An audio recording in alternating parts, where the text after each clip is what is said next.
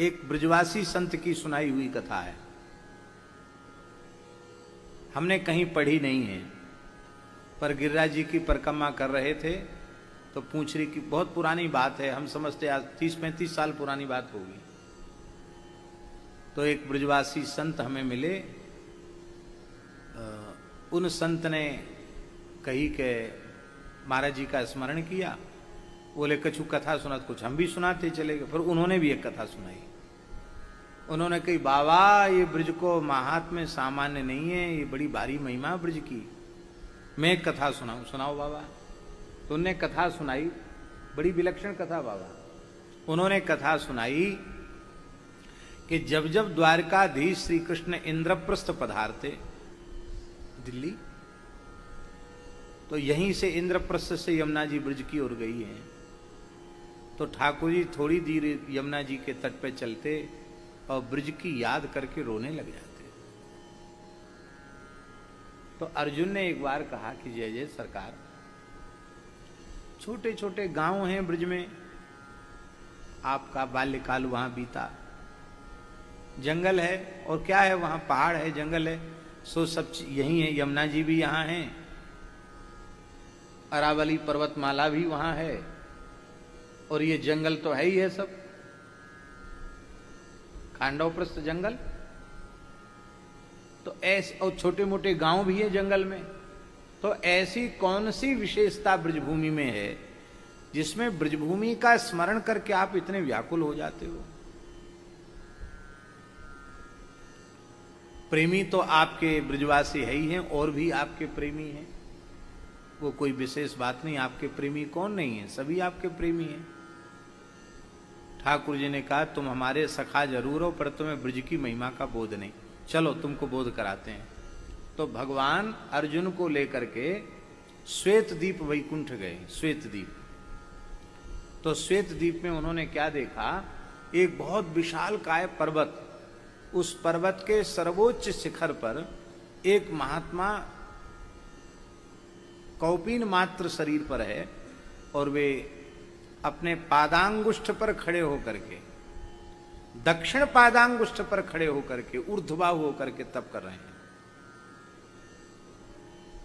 इतना तेज उन ऋषि के शरीर से निकल रहा है कि अर्जुन के नेत्र भी चकाचौंध से भर गए। जिस पर्वत पर खड़े हैं वो पर्वत भी बहुत दिव्य प्रकाश से जगमगा रहा है।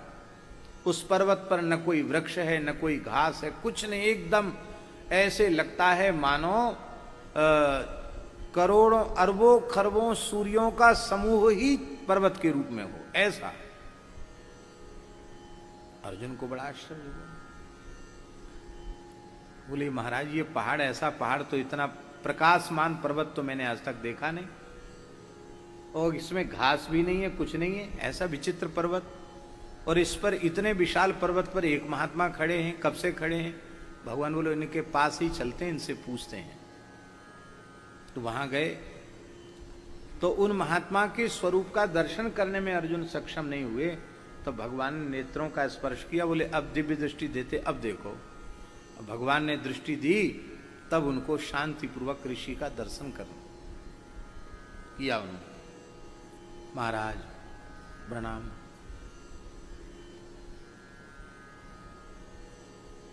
आप किस लिए इतनी कठोर तपस्या कर रहे हो? तो महात्मा बोले कि ये श्वेत द्वीप वैकुंठ तो है ही, भगवान तो हमें दुर्लभ नहीं है, पर श्रीमद् वृंदावन की भूमि की प्राप्ति के लिए, रज की प्राप्ति के लिए हम तप कर रहे हैं। तो ये कौन सा पर्वत है? तो उन ऋषि ने कहा कि ये पर्वत नहीं है, ये हमारे शरीर की हड्डियों का, हड्डियां इकट्ठी होते होते होते होते ये पहाड़ बन गया। क्योंकि शरीर की तो अवधि है, जब पूरी हो जाती है तो मैं उस देह का त्याग कर देता हूं, और फिर संकल्प से नया देह ले लेता हूं, फिर तपस्या शुरू कर देता हूं। तो आपके कितने जन्म हो चुके हैं? तो वे ऋषि बोले 60,000 करोड़ जन्म हमारे हो चुके हैं। कितने? 60,000 करोड़ जन्म हो चुके हैं। मनोरथ क्या है?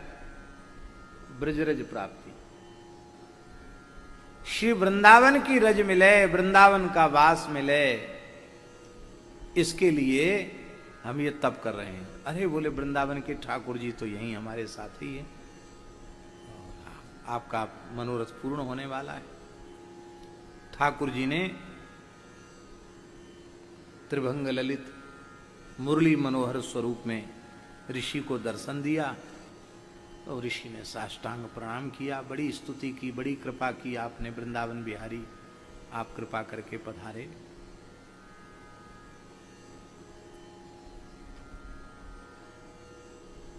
भगवान ने कहा हम तुम्हारी तपस्या से और तुम्हारी स्तुति से बड़े प्रसन्न हैं, कुछ मांग लो। बोले बस और कुछ नहीं चाहिए, हमको श्री वृंदावन की रज चाहिए, वृंदावन का वास चाहिए। तो भगवान थोड़े से